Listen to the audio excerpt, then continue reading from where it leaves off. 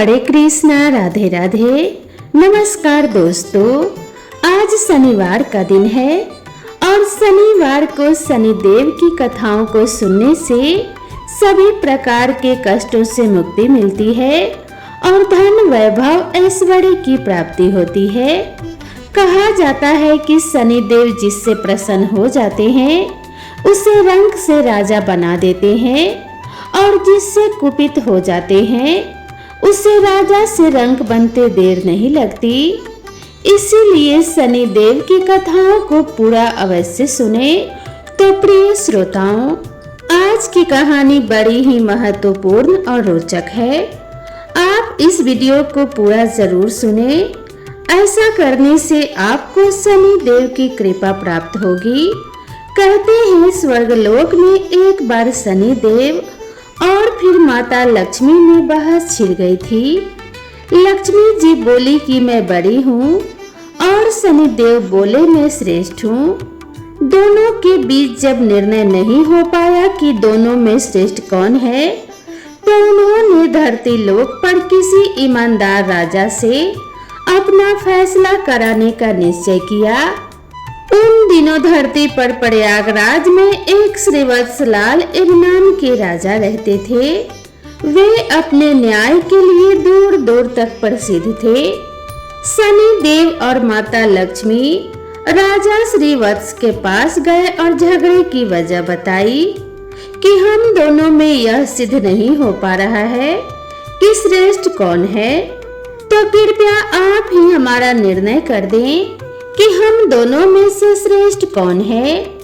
माता लक्ष्मी और शनिदेव की बात को सुनकर राजा श्रीवत्स बहुत बड़े धर्म संकट में फंस गए कि दोनों में से किसको बड़ा कहा जाए।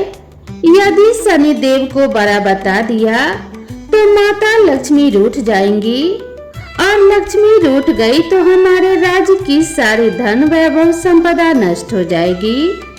यदि शनिदेव को रुष्ट कर दिया तो शनिदेव अपने दृष्टि से सब नष्ट भ्रष्ट कर डालेंगे।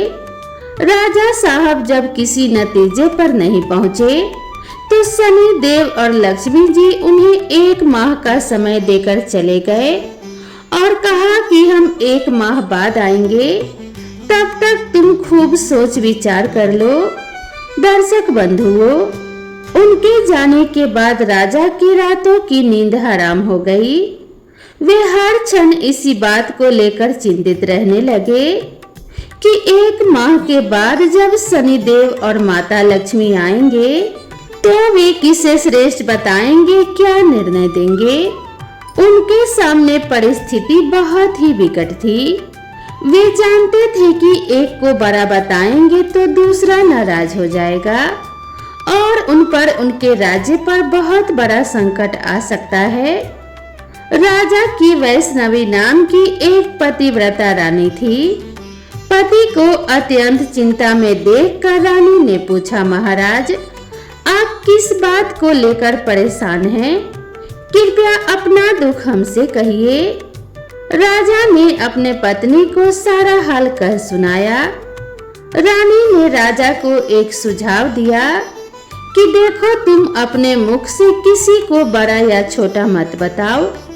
अपनी अपनी जगह दोनों ही श्रेष्ठ हैं। उनके बड़े छोटे का फैसला आप उन्हीं पर छोड़ दो। आप एक काम करो, एक सोने का और एक चांदी का सिंहासन बनवाओ। दोनों का आसन अपने सिंहासन के दाईं और बाईं ओर रखवा दो। सोने का सिंहासन अपने सिंहासन से दाईं ओर लगवाना और चांदी का सिंहासन बाईं ओर। 1 माह बाद जब शनिदेव और माता लक्ष्मी आएंगे तो लक्ष्मी जी आपके दाईं ओर का आसन ग्रहण करेंगी, क्योंकि वे माता स्वरूप हैं, और शनिदेव आपके बाईं ओर वाले आसन पर बैठ जाएंगे। जब वे पूछें तो आप उनको किसी भी प्रश्न का उत्तर मत देना। जब वे बहुत पूछें तो उनसे कह देना कि आप लोगों ने अपनी श्रेष्ठता का फैसला स्वयं ही कर लिया है, मैं क्या जवाब दूं। रानी वैष्णवी की बात राजा को सही लगी। दोस्तों, इधर 1 महीने बाद जब लक्ष्मी जी और शनिदेव राजा के दरबार में पधारे तो वही हुआ जैसा रानी ने बताया था। माता लक्ष्मी तो सोने के सिंहासन पर विराजमान हो गई और शनिदेव चांदी के सिंहासन पर। जब उन्होंने अपने श्रेष्ठ होने को लेकर राजा से निर्णय मांगा तो राजा ने कहा कि आप दोनों ने स्वयं ही अपने बड़े छोटे होने का फैसला कर लिया है, इसमें मैं क्या कह सकता हूँ। दोस्तों, यह सुनकर भगवान शनिदेव खिन्न होकर चले गए। माता लक्ष्मी ने राजा से कहा कि पुत्र, शनिदेव तुमसे रुष्ट हो गए हैं और उनके कोप के कारण तुम पर बहुत बड़ा संकट आ सकता है, परंतु तुम चिंता ना करो, मैं तुम्हारे साथ हूँ। शनिदेव ने राजा पर ऐसा कोप बरसाया कि उनके राज्य में भयंकर अकाल पड़ गया। लोग भूख से मरने लगे। नर नारी जीव जंतु सब उनके राज्य को छोड़कर दूसरे राज्यों में चले गए। राजा से अपने राज्य की ऐसी दशा देखी नहीं गई। 1 वर्ष के बाद उन्होंने अपने राज्य को छोड़ने का फैसला किया। अब वे अपनी पत्नी वैष्णवी को साथ लेकर घर से निकल पड़े। एक पोटली में उन्होंने हीरे जवाहरात तथा कुछ जेवर आभूषण बांध लिए। सोचा जहाँ रहेंगे वहाँ विपत्ति में यह बहुत काम आएंगे, इन्हें बेचकर हम अपना गुजारा कर लेंगे। राजा रानी घर से निकले ही थे कि उसी समय भयंकर आंधी तूफान आ गया। चारों तरफ अंधकार छा गया। वे उस अंधेरे के कारण रास्ता भटक गए। समझ में नहीं आ रहा था कि कहाँ जाएं। तभी माता लक्ष्मी एक छोटी सी कन्या का रूप धरकर आती हैं और लालटेन की सहायता से उन्हें एक नदी के किनारे पहुंचा देती हैं। नदी पर छोड़कर माता लक्ष्मी वहां से चली गईं। अब उनके आगे समस्या यह थी कि नदी को पार कैसे किया जाए। उसी समय शनिदेव एक नाविक का रूप बनाकर नाव लेकर उसी किनारे पर जा पहुंचे जहां राजा रानी खड़े थे। राजा ने नाविक से नदी के उस पार जाने का आग्रह किया। नाविक ने कहा कि देखो भाई, हम तुम्हें उस पार तो पहुंचा देंगे, परंतु हमारी नाव बहुत कमजोर है, इसमें एक बार में एक ही इंसान बैठ सकता है। राजा ने कहा कि चलो एक एक करके ही उतार दो। अब पहले तो नाविक रानी को उस पार पहुंचा आया, फिर राजा को ले गया।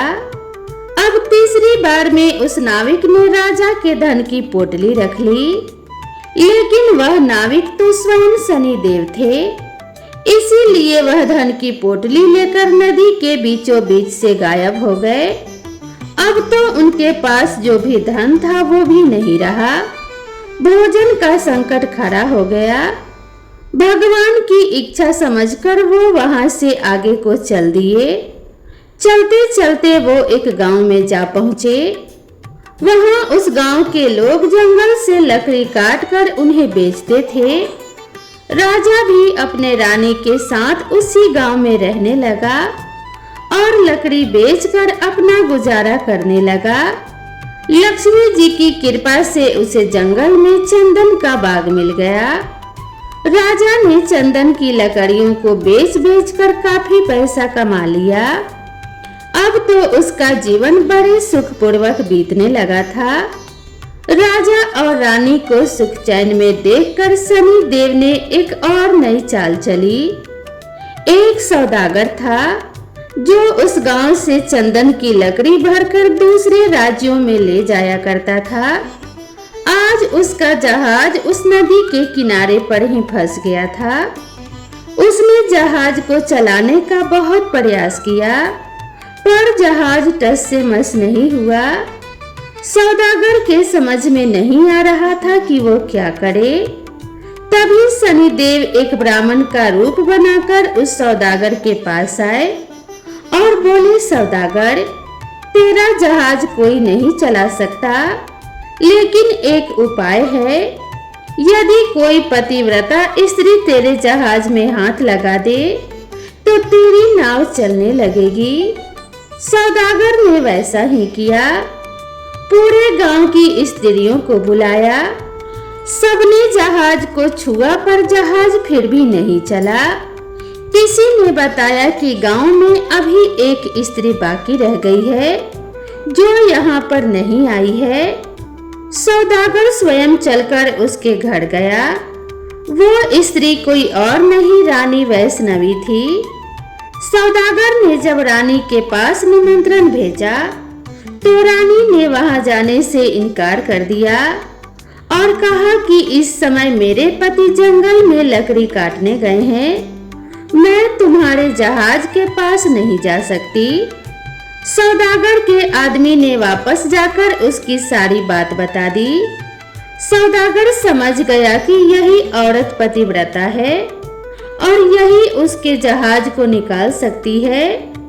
वह शाम को फिर उसके घर गया। उस समय राजा घर पर ही थे और इसीलिए उसने निमंत्रण स्वीकार कर लिया। जब राजा ने रानी से कहा कि वे जहाज को छू दे जिससे कि वह निकल सके, तो रानी ने अपने पति के कहने पर जहाज को छू दिया और जहाज हिलने लगा।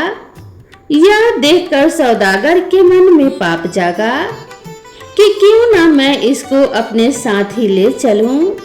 यह स्त्री बहुत ही सुंदर भी है और यदि कहीं जहाज फिर से फंस गया तो इससे छूकर उसे फिर से निकलवा लूंगा। यह सोचते ही उसने वैष्णवी को अपने साथ खींच लिया और जहाज लेकर चल दिया। श्रीवत्स चिल्लाता रह गया, परंतु उस समय तक जहाज काफी दूर जा चुका था। रानी अत्यंत रूपवती थी। उसको देखकर सौदागर के मन में पाप आ गया। वह उसको अपनी पत्नी बनाने की इच्छा करने लगा। रानी ने सौदागर की छेड़छाड़ से तंग आकर सूर्य देवता से प्रार्थना की कि उसको अपनी रक्षा के लिए उसके शरीर में कोढ़ दे दें। उसकी प्रार्थना भगवान सूर्य ने स्वीकार कर ली। उसी समय रानी के शरीर से कोढ़ फूट गया। वो एकदम से कुरूप हो गई। उसके कुरूप शरीर को देखकर सौदागर उसके पास नहीं जाता था, पर वह हमेशा उसे अपने साथ ही रखता था। इधर राजा रोते बिलखते नदी किनारे से चल पड़े। वह इसी उम्मीद में थे कि यदि जहाज उस तरफ से गुजरा तो वे अपनी पत्नी को छुड़ा लेंगे। आखिर उसको जहाज का कहीं पता नहीं चला तो वे नदी के किनारे आश्रम में साधुओं के साथ रहने लगे। अब तो राजा वहां पर साधुओं की सेवा करता था, उनकी गायों को चराता था और गायों के गोबर से उपले बनाता था। वो उपले लक्ष्मी जी की कृपा से सोने के बन जाते थे। इस प्रकार कुछ ही दिनों में उसके पास ढेर सारी सोने की ईंट हो गई। एक दिन जो सौदागर राजा की पत्नी को ले गया था, उसका जहाज उसी नदी पर आया। राजा ने सौदागर को पहचान लिया। उसने सौदागर को ईंट दिखाकर कहा, यदि सौदागर उसको साथ ले चले तो वह सोने की ईंट सौदागर को दे देगा। सौदागर ने राजा को पहचान तो लिया था, परंतु सोने की ईंटों के लालच में उसे अपने पास बैठा लिया। ईंटों को भी जहाज में भरवा लिया। जब जहाज चल पड़ा तो सौदागर ने राजा को नदी में फेंक दिया। राजा की चीख पुकार राजा की रानी ने सुन ली और उसने तुरंत एक तकिया जल में फेंक दिया। उस तकिए के सहारे राजा एक पुल पर पहुंच गया। राजा को वहां के लोगों ने निकाल लिया। उन लोगों ने राजा से पूछा कि वह कौन है और कहां से आया है। तो राजा ने कहा कि वह एक अत्यंत दुखी आदमी है उसका सब कुछ लुट गया है, उसके पास कुछ भी नहीं बचा है। वहां के लोग उसको पकड़कर राजा के पास ले गए। श्रीवत्स ने राजा से नौकरी मांगी। राजा ने श्रीवत्स को अपने यहाँ बगीचे में माली का काम दे दिया। प्रिय श्रोताओं, राजा की एक पुत्री थी। उसके लिए नित्य फूलों का सुंदर गजरा एक मालिन लाती थी। एक दिन राजकुमारी ने मालिन से पूछा कि आजकल गजरे कौन बनाता है? बहुत सुंदर गजरे बनाता है। मालिन ने राजकुमारी को बताया कि एक नया नौकर आया है जो बड़े ही सुंदर गजरे बनाता है। राजकुमारी ने उस नौकर को देखने की इच्छा जताई। जब उसने राजा को देखा तो वह उस पर मोहित हो गई और राजा से ही ब्याह करने की जिद कर बैठी। राजा ने बहुत मनाया, बहुत मना किया, परंतु जब राजकुमारी नहीं मानी तो उन्होंने लाचार होकर दोनों का ब्याह कर दिया और जंगल में एक मकान दे दिया। धीरे धीरे समय बीतता चला गया। कुछ दिन बीते तो राजा श्रीवत्स ने राजकुमारी से कहा कि ऐसे बेकार बैठे रहकर मेरा मन नहीं लगता है। तुम अपने पिता से कहो कि मुझको जहाजों की चुंगी का ठेका दे दें। राजकुमारी ने अपने पिता से यह प्रस्ताव रखा तो राजा ने भी कहा कि ठीक है। अब तो श्रीवत्स अपने आने वाले जहाजों से चुंगी लेता था। इसी प्रकार जब 7 वर्ष बीत गए, शनि देव का प्रभाव खत्म होने को आया। एक दिन सौदागर का जहाज वहीं से होकर निकला तो श्रीवत्स ने उस जहाज को रोककर उसे आगे जाने से रोक दिया। सौदागर को यह देखकर बड़ा क्रोध आया। वो तुरंत शिकायत लेकर राजा के पास पहुंचा। राजा ने जब श्रीवत्स से पूछा कि वो सौदागर के जहाज को क्यों नहीं जाने दे रहा है, तो श्रीवत्स ने बताया कि महाराज, इस सौदागर के पास मेरी सोने की ईंट है। यह मेरी सोने की ईंट नहीं दे रहा है। राजा ने कहा कि तुम्हारे पास इसका क्या प्रमाण है? इसके पास जो ईंट है वो आपका ही है। तो श्रीवत्स ने कहा, महाराज, आप इसे दरबार में सब लोगों के सामने बुलाइए। वे ईंट एक तरफ से जुड़ी हुई है। यदि सौदागर ईंट खोल देता है तो यह सारी ईंट उसकी है। यदि वह ईंट नहीं खोल पाता है तो मैं उन ईंटों को खोल कर दिखाऊंगा। वह ईंटों को दरबार में लाया गया और सौदागर से कहा गया कि यदि यह ईंट तुम्हारी है तो तुम इसे खोल कर दिखाओ, और यदि तुम नहीं खोल पाते हो तो ईंट तुमसे ले लिए जाएंगे। दोस्तों, सौदागर शाम तक उन ईंटों को खोलने का प्रयास करता रहा, लेकिन उससे एक भी ईंट नहीं खुली। अंत में जब शाम हो गई तो राजा के दामाद श्रीवत्स की बारी आई और उन्होंने चंद क्षणों में ही उन ईंटों को खोल दिया। तब राजा ने पूछा कि वह कौन है, तो श्रीवत्स ने पूरी कहानी बताई और बताया कि मेरी पत्नी वैष्णवी को इस सौदागर ने छीन लिया है। कृपया मुझे मेरी रानी दिलवा दीजिए। दोस्तों, राजा ने सौदागर से कहकर तुरंत वैष्णवी को पालकी में बुलवाया और सौदागर को पकड़कर कड़ी सजा दी। वैष्णवी ने पुनः सूर्य भगवान से प्रार्थना की कि वो मेरे रूप रंग को फिर से पहले जैसा कर दें। दोस्तों, भगवान सूर्य देवता की कृपा से रानी फिर से सुंदर हो गई। राजा ने आदर पूर्वक श्रीवत्स को खूब सारा धन देकर विदा कर दिया। साथ में अपनी बेटी को और वैष्णवी को भी उसने अपनी बेटी मान लिया और खूब सारा धन दौलत देकर प्रेम पूर्वक विदा कर दिया। राजा पुनः अपने राज्य में लौट आया और फिर से राज सिंहासन पर सवार हुआ। एक दिन शनिदेव ने प्रकट होकर के राजा श्रीवत्स से कहा, राजन, हम दोनों की स्पर्धा तो एक बहाना था। हम आपके सत्य की परीक्षा ले रहे थे। अब मैं तुम्हें बता रहा हूँ कि कौन से लोग नाश को प्राप्त नहीं होते।